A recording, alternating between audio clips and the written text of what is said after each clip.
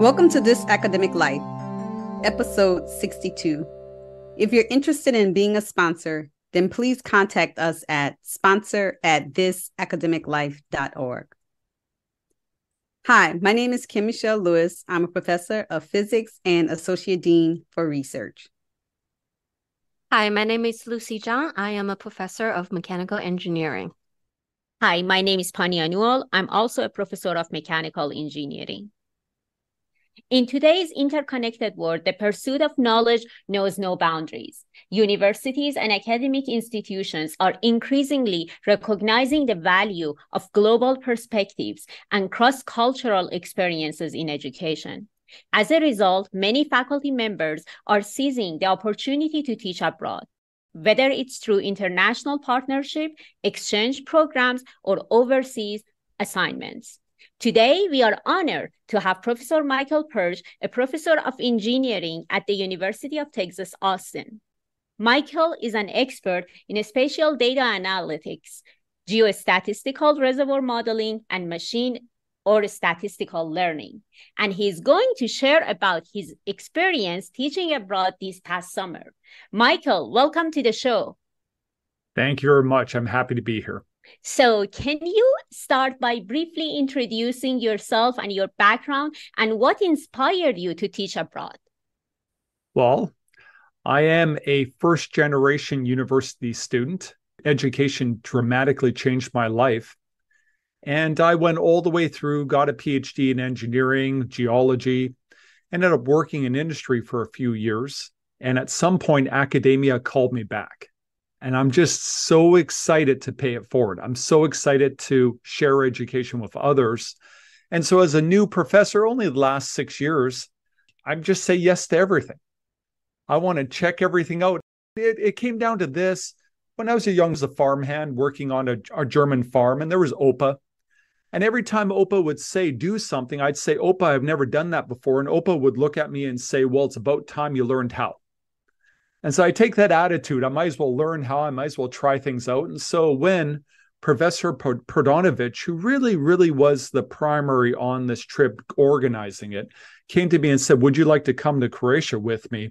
I just said, well, I haven't done that yet. It's about time I find out. I might as well get that experience. So I was excited to try it out.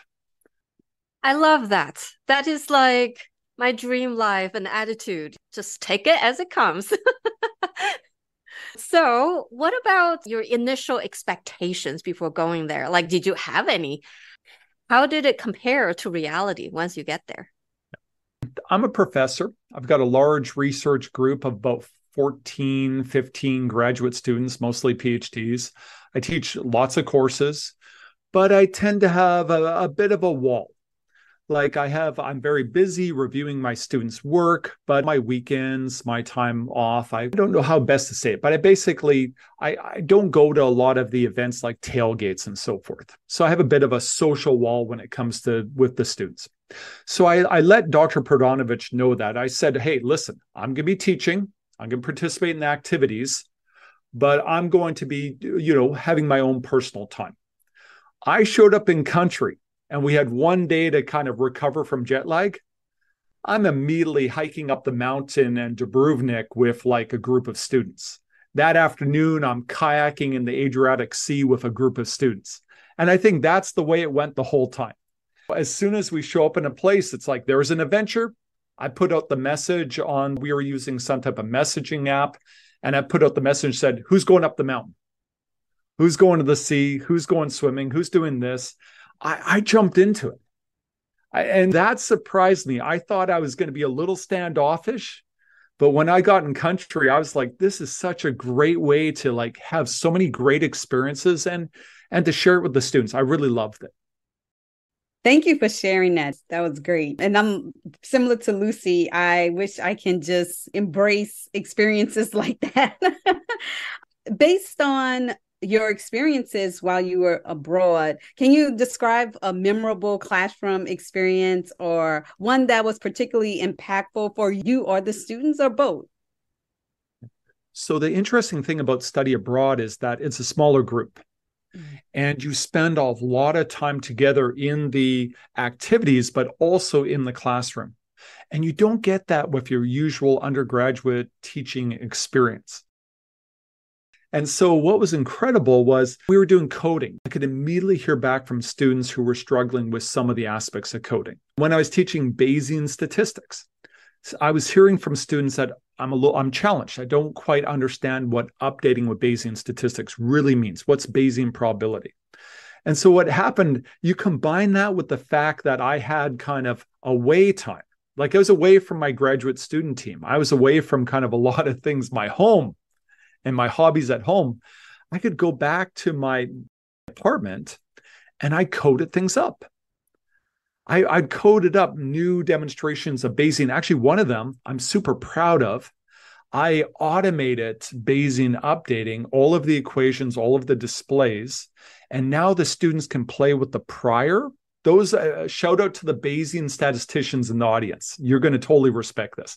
You can play with the prior, play with the likelihood term, and immediately see kind of how they balance, affect each other. And I put that in a really nice practical problem. And the next day in class, because we have kind of more flexibility, more time, we just played with that. Everybody just opened it up and we start to ask questions. And that was a lot of fun, seeing the light bulbs go off. And once again, it's a small class, you can see it. So that was, to me, that opportunity to be very focused with a small group over a long period of time and have consistency, continuity was very powerful. So you just shared with us a good, positive part of your teaching abroad. How about challenges? I'm sure that life was not all good. There were some challenges too, especially teaching in a totally different country. So can you talk to us about those challenges and how you overcome some of them? We were fortunate that Croatia is a beautiful country.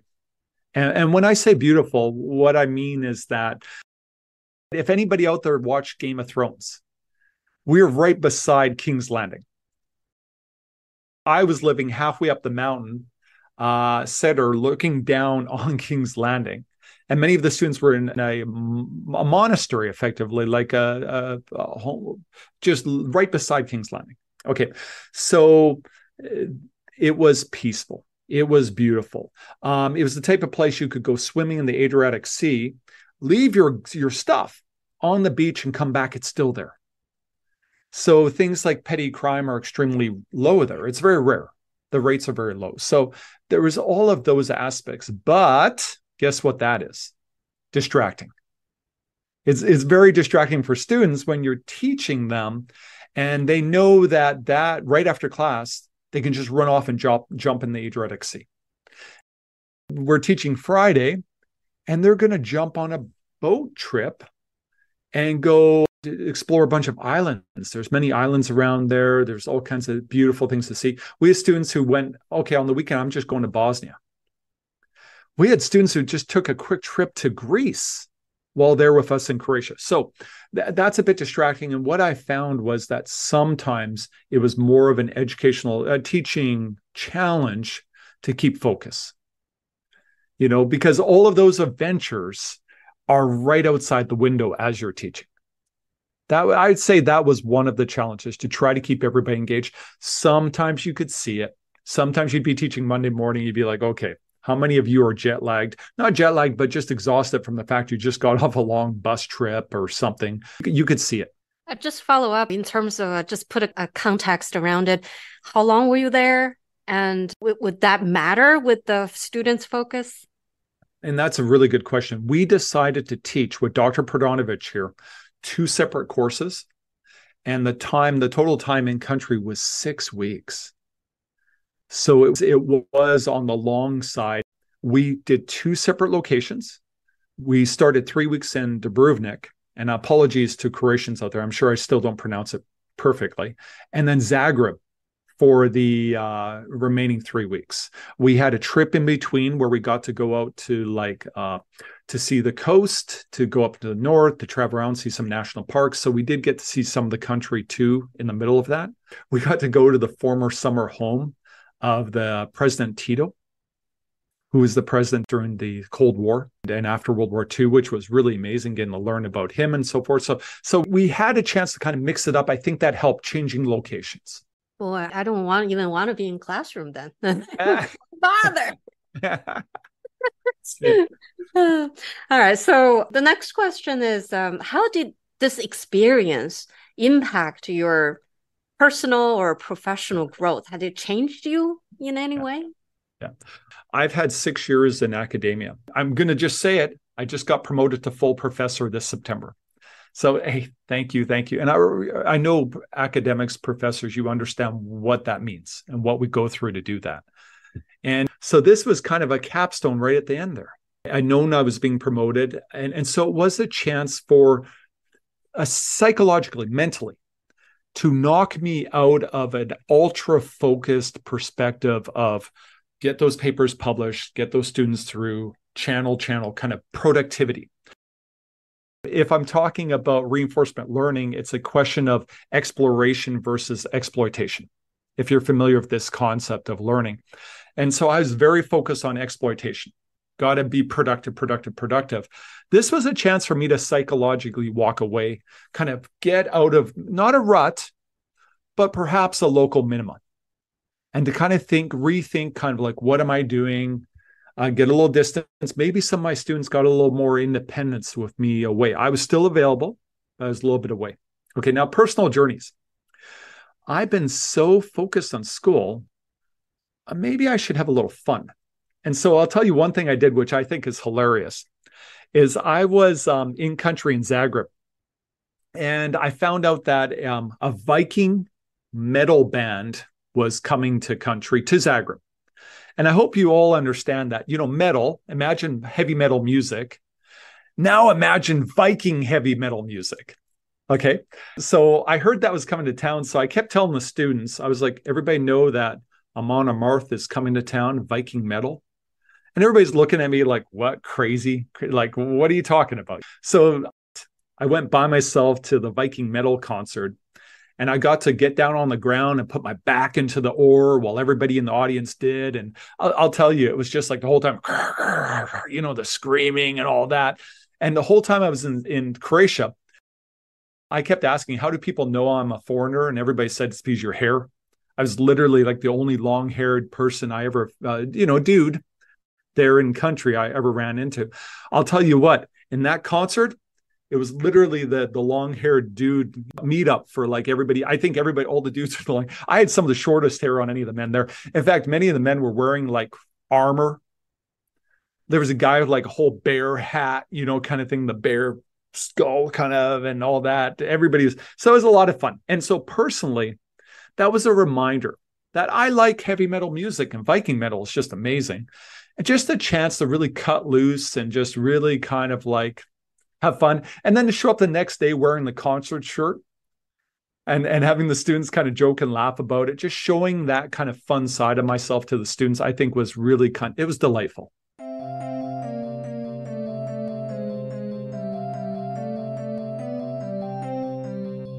So when I think about studying abroad, I typically think about research abroad, not necessarily teaching. So I'm already planning for a sabbatical and I'm thinking about where I would go outside of the country, but I never thought about teaching. I'm like, okay, which place can I go that has very strong physics department, et cetera, strong physics research. I never thought about teaching. So can you share some tips, advice about opportunities to teach abroad or just teaching abroad for the first time? So convince me when I go on my sabbatical, I should do research and try to teach some classes. Maybe they don't both go together, but that's awesome, Kim. I really do appreciate that. A couple of points I'll make is the first point, if I can convince you or help you move off the fence, would be that focused time with the students and teaching a small group. If you think about it, we're getting back to our roots. That's the original tradition, the guild. Imagine the guild. It was more of a close mentorship type of experience. Imagine going back to, ancient Greece. Like the way you would have taught a group, it wouldn't have been a massive lecture hall. it would have been that kind of constant level of working together, exploring, traveling, seeing things together. And so I think it gets us back as educators back to our roots of where we began. And I think it's magic. I think there's something we lost when we got to the big lecture halls. Okay, now I'm going to say something else. You want to know about how to pick a location. And I'm going to be very opinionated here. I hope I don't get in trouble. Okay, when I was a younger man, I spent 2 years in what they call squatter camps, like rapid urban developments of East Africa and Dar es Salaam. I had malaria 3 times. I learned Swahili. I grew up a lot. I had amazing experiences. I remember my grandfather who'd fought in World War II in North Africa. And he said to me, Michael, I'm so proud of you. And I'm a bit envious because while I fought war in such an experience, you got to have that experience while volunteering and helping people. And he said how amazing it was that I had that experience. And so part of it is also this experience of going somewhere and facing intense challenges. And I think Croatia was really interesting because it had unique challenges. Like our students didn't have air conditioning in their dorms. You know, we had AV systems that didn't work. It is not in Europe. It's definitely not one of the more wealthy countries. And so we got to kind of experience some of those forms of adversity that we may not face in America. I think that is a good thing to experience. It's a good thing for students to experience and to share that with them. I hope that's not controversial to say. No, I was going to follow up and say, I thought you were going to say, immerse yourself in a country where the language is not your first language. So when I was thinking about study abroad for research, I was thinking about going to a country where they spoke Spanish or it was just a completely different language. And that's going to already be scary for me. I'm trying to talk physics in a different language. But that's what I thought you were going to say. But do you have any thoughts around possibly teaching your expertise in a different language? Do you think that's too much of a challenge? Kim, thank you for that question. I have personal experience with that because when I was in Tanzania, I did a lot of teaching in Swahili.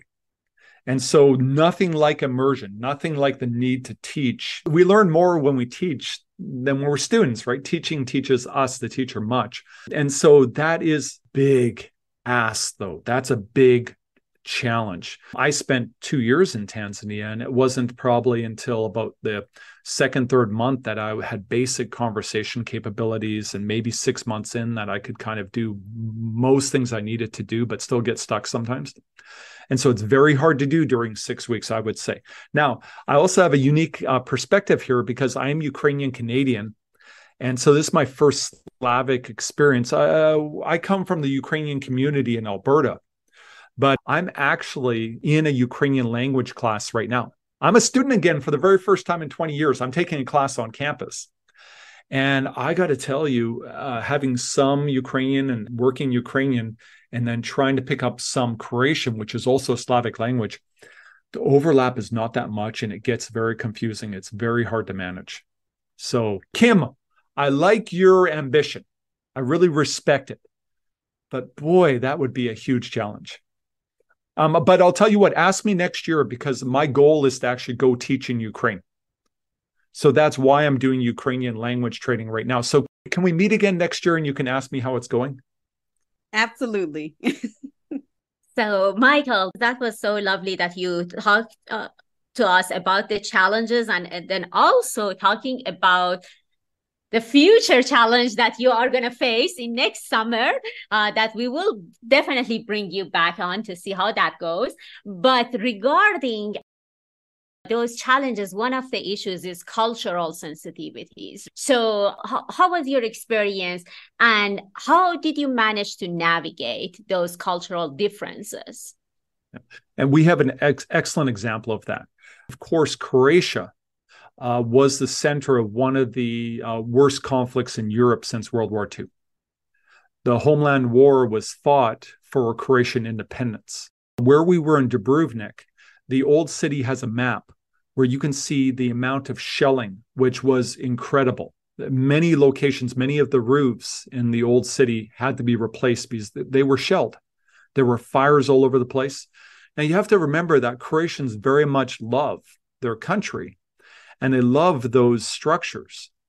And so there was sensitivity around the war. And so we learned very quickly that if you ask questions, if you want to learn, listen. Don't be opinionated about it. Just listen and hear from them. Don't come there with, in our naivety, come there and start offering our observations because we can't understand. I think that's one way to see it. The other thing we did, and this is very interesting, is that there was at the top of the mountain above where I was staying in Dubrovnik, a fort. And that fort, they have an excellent museum to the war. And the fact that our hosts knew that we spent time there, that we went there to learn and to see what had happened, people respected that. They like that we wanted to learn about these, aspects of it. Yeah. And so I think that was a good example of kind of learning about cultural sensitivities and how to navigate. Now, can I give you another one, but a fun one? I'm a very positive one person. We went to some amazing events. And one of the events was we went to out of town to a small village. And they had a beautiful traditional meal. It was the way they slow roast these incredible meats. Oh, Croatia and their meats and their barbecues, right? And the potatoes were just like candy. And they were feeding us this delicious food. Well, then they broke out the accordion. And so the accordion came out and the traditional folk songs came out. And all of the Croatian students and all the Croatians stood up. And they're raising their glasses and they're toasting each other and they're swaying back and forth and they're dancing a bit and they're singing the lyrics. And so we're sitting at the table and I'm at a table full of students. And everybody's kind of not sure what to do. We're kind of like the people who don't know how to dance at the dance. And so what I did was I just stood up at the table. I said, I'm not going to sit. I stood up at the table, and when someone rose their glass towards me to salute me, I did it back. And there was just this amazing kind of warmth and welcome and appreciation. So next thing I knew, I just joined right in with them. And I looked back and all the students were getting up and doing the same thing. And they were joining in. And before I know it, I was dancing on the tables. It was pretty fun. I was dancing on a table and there was a Croatian professor who had his arm around me. And all the time he kept shouting in my ear because the songs were all in Croatian. He's shouting, it's like, we're singing about the person we love. We're singing about our land. We're singing about our mothers again. And so it's so cool. He was basically translating as the songs were being sung. He was yelling in my ear, telling me. I think the people there really respected the fact that we enjoyed their culture. We enjoyed their celebration, the way that they party together. And I think that was really nice. Nice. So I can think back when I went to Japan for, I think, 2 weeks, and it was to give research talks on my area of research. And we visited so many places, Osaka, Kyoto, just so many places. And at each place, we gave research academic talks. And I remember when I got back to the US, my perspective had changed about a lot of things, about how we engage each other, privacy, so many things that was just boom, right in my face, that was drastically different from being in North America. So I want to know, what impact do you believe teaching abroad has on students and their global perspectives? There were many students in the group who had never been outside of America. This was their first time. And many students had been out of America on a family vacation. Having spent that time in Tanzania, I don't know if you go to Tanzania to resort or some type of family vacation there that you really are experiencing the culture and the community. But now we took our students and we put them in a monastery. They had so many funny experiences. One of the students told us that they had a jump scare. A group of them had a jump scare. And they said, why? And they said, because in the monastery, sometime at night, the nuns just appear.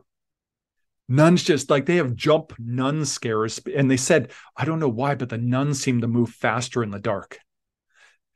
So they're There was, so it was kind of funny, like students telling stories about like the nuns were amazing. They were so kind to our students, but they still had these kind of jump scares of nuns.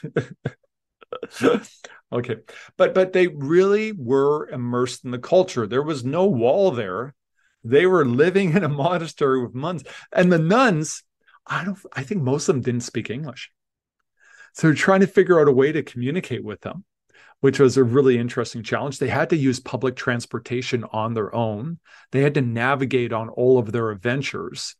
Like how much of an experience that is to go to a new place and try to get by. There were people in some of the areas, specifically when we got into Zagreb, we did encounter quite a few people who didn't speak English. And so you had to find a way to communicate. And so you need to learn some basic words to ask for things and to show manners. So I think all of these experiences are really good experiences for our students. So, Michael, did you have the opportunity to travel and explore the country while teaching abroad? And if so, did you have any favorite places or travel stories that you'd like to share? All right. And Kim, thank you very much for that question. Now, I could tell you about Dubrovnik. I could tell you about Zagreb. I could tell you about the car structures we saw in the national park, which is probably the best I've ever seen in the world. But I'm not going to tell you about that. I'm going to tell you about the time that we were in Pula, right on the coast of Croatia. And we were busy. We were visiting an industrial site so the students could learn about energy in the country and so forth. But we got back to our hotel rooms and everybody said, okay, we're going to meet for dinner. You know what I did? I disappeared. Just that one evening, I ran off by myself and I went to the Pula Colosseum. It's one of the best preserved, most complete Roman Colosseums. It was constructed over a period, I think, I can't remember exactly, but it was something like about 60 BC to something 20 AD, AD. It took a long time to build. And so what was amazing was I showed up there just as it was starting to get dark. And so there was almost no one there. So I got to walk around by myself and just be surrounded by this Colosseum. Now, you got to remember, I grew up in Leduc, Alberta. I was a farm kid. I'd never been around like super old architecture like that. And so I was just sitting there. It was like kind of haunting, like really, to me, spiritual, to be surrounded by those old stones. And kind of being a geologist, I like talking to the rock. I like kind of like being in touch with the rock and thinking about those who designed the rock. And I was sitting there just admiring everything. And then suddenly I realized, oh my goodness, back in America time, I have to attend a conference call. So I'm sitting there under one of these arches by myself, and I joined into a conference call with a bunch of faculty back in UT Austin. And I'm like, oh, by the way, look at this. And it's like this Roman Colosseum all around me. I'm just showing them around. And I just thought it was so cool. Just having a little bit of alone time there and just thinking about the time, thinking about all those rocks I'd seen, that all that had occurred at those locations. It was just really amazing. So with all that fun, anything in the horizon for you? Any new projects, new initiative that's related to international travels or education that you could be or you're currently involved in? Great question, Lucy. I appreciate that. Currently, I teach remotely in Ukraine every week. And so I'm volunteering in Ukraine to support education because I am Ukrainian Canadian and I want to help them as much as I can. And so I'm doing that. I'm learning Ukrainian right now so that I can prepare for a trip to Ukraine. I hope to be there next fall to visit and work at universities to assist with education. I've been participating and helping with local conferences, teach the teacher type events, specifically around my discipline in data science. I think it's an awesome opportunity because with my field of geostatistics, spatial data analytics, we can help support the best development of local resources to help for a prosperous, free Ukraine in the future. So that's my next goal as far as international travel. You make me feel very small. All I can say is Slava Ukraini. Before we wrap up, what message or advice would you like to leave with educators who aspire to teach abroad and broaden their horizons?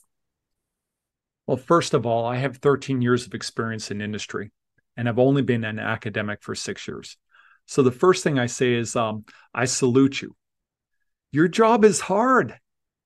Holy cow, I had no idea. We work 7 days a week all the time. We have so many things we do. We are standing in the face of a tidal wave of need. And we rise to the challenge. We do because we love what we do. And so I salute you for your dedication, educators. I know what we're doing now. Here's the thing. Given all of that, embrace the unique opportunities that you have, because they truly are unique. There's no other role that we could have where they'd be like, go to this other country, teach, support, assist the students, and so forth. And so what I'll say is this: you can be like me. I was in fact skeptical. I'll tell you what, I didn't try to back out, but I definitely did feel like, what am I doing? Because I have so many graduate students, I have a consortium, so many things I'm doing. It made no sense to walk away for 6 weeks. I didn't need summer pay, but I'll tell you what, I'm so glad I did. It was such a unique challenge. So what I say is this: look at this unique opportunity and realize that there's going to be so many benefits in it for you. So just go experience it. Thank you so much. What a great way to conclude. And I hope that all our faculty members who are among our audiences, they are now inspired by your incredible journey and they are going to start their own. I got to say one last parting thing.